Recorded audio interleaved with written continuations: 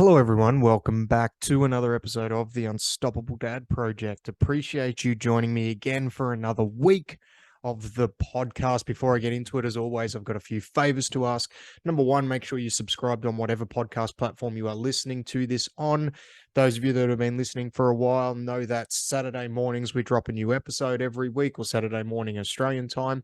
So if you want to be notified as soon as a new episode goes up, you need to make sure that you're subscribed. Doesn't matter whether it's Apple, Google, Spotify, whatever podcast platform you're listening to this on. If you are subscribed, you'll be notified as soon as I publish a new episode. Also, while you're there, if you can go ahead and leave us a 5-star review, that helps us climb the ranks and get out to more people. The growth that I've seen from this podcast has been absolutely phenomenal. I've enjoyed doing it every week for the last 18 months, but I need your help to continue to grow the podcast. Also, jump onto our socials and make sure you're following us on the social media at The Unstoppable Dad on Instagram and The Unstoppable Dad Project on Facebook. You can also jump into the free Facebook group, which we have attached to the Facebook page for dads to talk training, life, whatever you want. You can jump in there, you can put a post up, and we've got quite a few dads in there now, and we're trying to get a few conversations started just around life in general. So jump in there, get involved, be engaged. If you're going to jump into something like this, I think the time when you get the most out of those things is when you're engaged, when you've actually got, some time and some energy and some effort invested into what is going on in there. So this week we're going to go back to training, or we're going to talk about a training topic, because I've had a few newer people start with me this week, around just helping them out with their training, all of who have home gyms set up. And I've also got quite a large number, actually, probably more than half the people that I have signed up to the program are garage gym warriors like myself now, where they have, whether it is a smaller gym setup or it is quite extensive, like something that I'm lucky enough to have, they've got like a home setup because they feel that that's going to work best for them. And I just wanted to talk about a couple of things that I think, if you're going to set yourself up with somewhere for you to train at home, I think there are a few steps to make sure you're going to succeed in that undertaking. Because I have seen quite a lot of people over the years, and especially over the last almost 3 years now, where this COVID period has gone, where gyms were shut down. So the only way you were able to train was to have something set up for yourself. And I've heard a lot of stories of people who have gone and invested thousands upon thousands of dollars into a home gym and they don't use it. I've also heard stories of people who haven't invested that much. They've gone and bought themselves a pair of dumbbells and a kettlebell, who have been able to stay consistent with their training. And I just wanted to have a talk about, if you're going to go down that path, certain, I guess, personality traits that you potentially need to have, and also some things that you need to do for yourself in order to make sure that you do succeed and you're able to stay consistent with your training. Because at the end of the day, regardless of what your goal is, and for most dads, when we're training for general health and well-being, or most parents training for that general health and well-being, like, the number one goal needs to be consistency, whatever that looks like for you within your life, consistency over a long period of time. So the first thing I want to open up by saying is, home training, like training at home, is not for everybody. I've seen a lot of people and I've talked to quite a few people who have tried to make it work and it just doesn't. And this is going to, some of the advice that I'm giving out here is going to be very broad and general, right? But the main lot of people who sometimes struggle to get started are people who work from home. Like, if you're set up to work from home, and for a lot of people, when they train, it is their own time away from everything. So if you're working from home, obviously the family's there, and then you're training there as well, it becomes hard to disconnect from everything. And I bring this up because I've actually, my since I've started working from home with the online project and the dad project, my zest for training has actually been reinvigorated.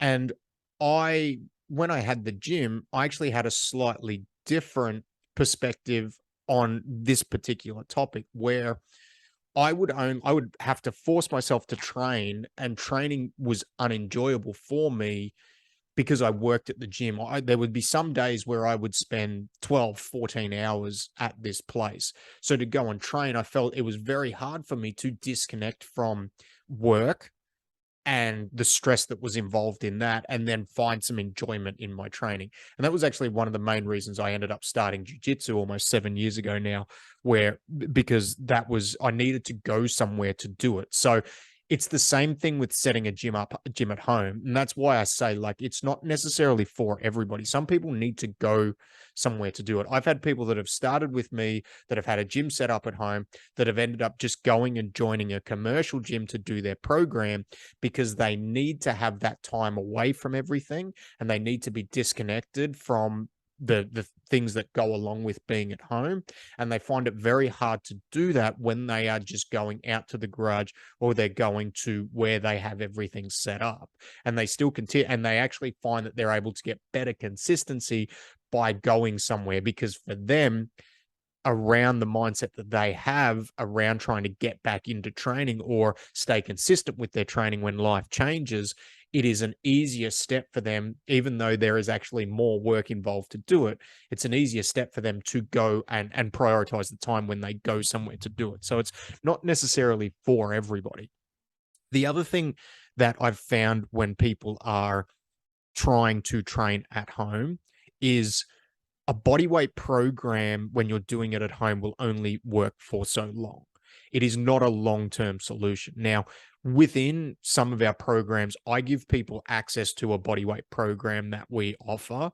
But the main reason I do that is I actually give that to people not for a long-term solution, but it's more just to fill in the gaps, right? Let's say they do go to a commercial gym and they generally go 3 times a week, and something happened and the kids get sick, and they're really quite committed to doing their program in their 3 days a week. By having access to a bodyweight program that they can do at home without thinking too much, and I'm basically telling them what to do, they can just throw that third day in, 30 minutes in the backyard, and get it done. Now, that's not for everybody, and I've done podcasts on the fact that sometimes we're just going to have to write sessions off and we're just going to have to move on. A lot of this comes down to, and a lot of it's very contextual, right? Again, sounding like the broken record, if you've listened to this podcast quite a bit, like, this is all going to be context based, but it's also going to be based around what works for you, because what works for one person is not going to work for another. And that's just the underlying thing with anything really when it comes to training. Like, having access to a bodyweight program to fill in the gaps for yourself, for some people, is a great solution to make sure that they stay consistent and they hit those minimums that they want. For other people, it's a recipe for disaster because it just confuses everything. And for those people, maybe it's better that we just write the session off and they just get back to it next week. And that feeling that I spoke about on last week's podcast of having to play catch up and guilt can actually get exacerbated by having access to that. So that's why whenever I'm working with somebody, it's up to me as the coach to determine what's going to be the best fit for that person, whether this solution is going to be good for them. So sometimes it doesn't work for people having a gym set up at home. And it doesn't matter how hard you try, it can sometimes be a bridge too far. Now, that doesn't mean you can't become that. Okay. Some people are determined to, and they need to, because maybe they've invested a whole bunch of money in a home gym at home, or, they maybe want to have somebody show them what to do. They maybe don't have the financial means to, whatever the case might be. Some people need to make it work, and some people can make it work. And there are people who you've either, to begin with, are just fully able to do it. But a few things for those people that maybe you're trying to make this work, right? And you just haven't been able to in the past. And there's probably 2 major things that I think you need to make sure you do. And this is if you've got a lot of equipment, the first thing kind of is a given, and it has to be, but you have to have you have to have it set up. You don't want to have the equipment or where you're going to train. You don't want to have to go through the process of setting it up every time you need to train. So, and I'll take that one step further. You also ideally want to have it where you don't, like, you can just walk to that place and you can start training. So, for example, where I am here, and if you've watched any of my videos on Instagram, you'll know that like it's set up in the garage.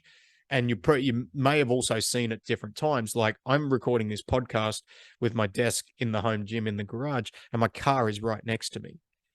And there's sometimes where, and even I get caught in this, but there will be some people that will use the fact that they have to move the car as a um I'm not going to say it's a reason, but they will legitimize that in their mind that they moving that is enough for them not to do a session. And even I've done that before. Like I've gone, oh, I don't want to move the car because in order to move the car, I have to move the barbell onto the squat rack if I want to do squats.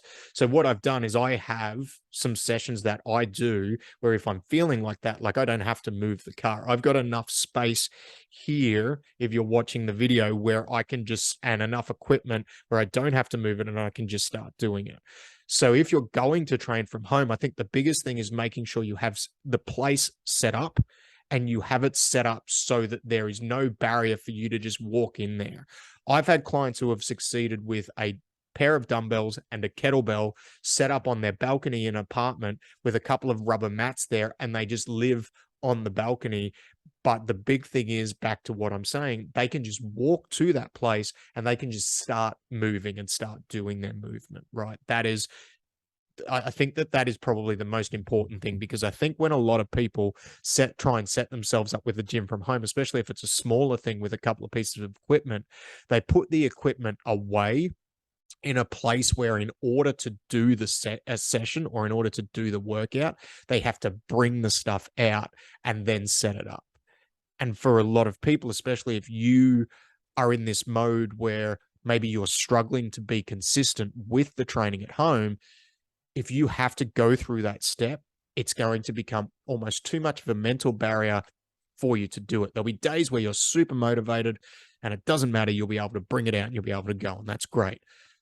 But for the most part, for the vast majority of people, and actually for the vast majority of the time when you're trying to build this habit, you want to remove as many barriers as possible for yourself, and having to set something up can be a barrier for a lot of people, which can get in their road a lot of times. So that's like tip number one, making sure you have somewhere consistent set up that you can go to, that you are able to just get straight into it without thinking. And the other thing is, and a lot of you are going to listen to this and say, of course he's saying this because he sells training programs, but I think having a program to follow is really important as well too, because it takes the thinking out of it. Because if you're not the type of person that is adept at building training programs, by investing in somebody to write you a training program, it is going to help you stay more consistent, because you have an extra level of accountability to the person that is writing it, depending on how, and I'm not even talking about my training program, right? Depending on who writes the like at some point, there's probably going to be some level of check-ins that they're going to do. A lot of online trainers now, like us, they have an app where they can see whether you log sessions or not. And if we do use my training program or the training program that we offer as an example, most of the time, a good coach will be able to write a program for you based off the equipment that you have access to, so you don't have to think about how to modify the program based off equipment limitations. I have a lot of, and this is one of the big reasons why when I write individual programs, because not everybody has a fully kitted out gym with cardio equipment, with, with different types of barbells, with bumper plates, dumbbells, kettlebells. Like, no, a lot of people at home don't have that. Some people have the bare minimum. They might have a barbell with a couple of weights. They might have a kettlebell and a pair of dumbbells.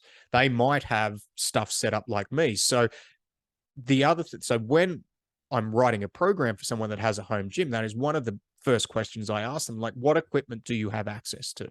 So that I can make sure I am giving them the most effective use of their equipment for the minimal amount or the maximal amount of equipment they've got. If they've got a lot of equipment, making sure we're utilizing as much of it as possible so it's not going to waste. And then from there, using the equipment they have access to start to help them progress and start to help them move forward after we have built that consistency. And that's, I think, a really big thing.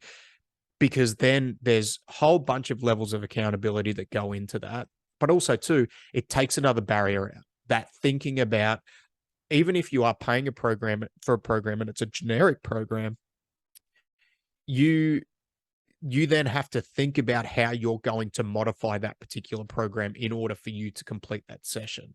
And again, like I'm talking about with the car situation or having to set the stuff up, that is then another barrier that is put up. And sometimes for people, that is a barrier that is really hard to get out in front of or get over. Like they need to remove that and take the thinking out of it. And there's the mechanics of the program that we can even make things simpler. Again, making sure that the warm-up's very streamlined to take thinking out of it so that you're moving and you're going. Like there are a lot of these things here that like within that we can, but those two things for me are two really, really big things, right? Number one, if you're wanting to train from home, number one is having somewhere consistently set up so you don't have to set it up every time you want to train. Number two is to make sure you have something to follow along to that is tailored towards your equipment and your circumstances, because that will help you build consistency quicker.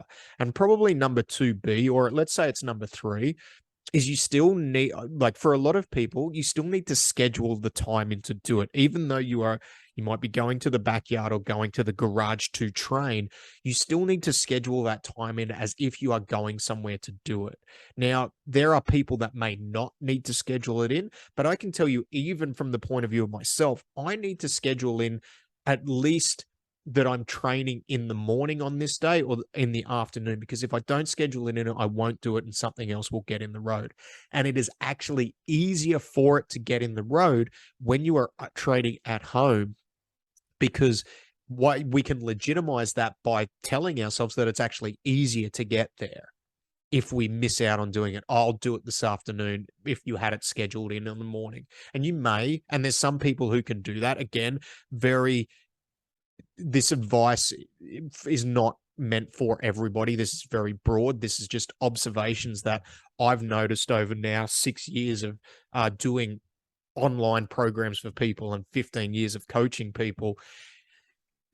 If you don't have that time scheduled in and consistently, you're going to run into trouble at some point. So they're probably the 3 big things if you want to set yourself up for success from training from home. Number 1, have somewhere set up where it stays set up and you don't have to, and you can just go there and start training. You don't have to bring all the equipment out to start training, or you don't have to move a whole bunch of things in order to get access to. That's number 1. Number 2, have a program to follow. If you can hire a coach, if you have the financial means to do that, I think that is going to be one of the best ways to get the most value out of the equipment that you have bought, but also to make sure you are able to build consistency with extra levels of accountability built in there. And number 3, still schedule in the time. Even though you're only going to home, you're not having to travel anywhere. If you don't schedule in the time, it doesn't mean it's going to work out every single time you do it. You may need to shift it around, and it is easier to shift it around if you are going to home, because it can be an advantage and a curse, right? But if you don't have that time scheduled in, you are probably very, very likely to not be able to build consistency over the long term, which, to finish off, doesn't matter whether you're training at home, training in the gym, following one of our programs, going to a group fitness class, or whatever the case might be. Better than average chance, if you are listening to this podcast, you are a parent and you are training for your own health and well-being. Consistency should be the number 1 goal. Build consistency over a long period of time, 5 years, 10 years, 15 years, and you will win that battle that you want to win to become your own version of unstoppable. There we go. Just made that up on the spot. Tied it all in nicely. We're at 20 minutes, which is where I like to keep it. So let me know if you are struggling to get yourself set up at home and you want to be able to train from home. You can book in a call to have a free chat with me. I've actually done a free call with a lot of people over the last couple of weeks around this particular topic, which is why I wanted to do a podcast on it. And we've kind of tried to set them up so that they can get the most out of their training program. So, and the most out of the gym, the money that they've invested in the equipment in their own house. So thanks very much. Have a great week. Let me know what you think. Leave a comment on the socials. You can leave a comment on the Spotify podcast now too. So jump on there, give us a like, subscribe, review. Thanks very much. Have a great week. I'll see you next week. Goodbye now.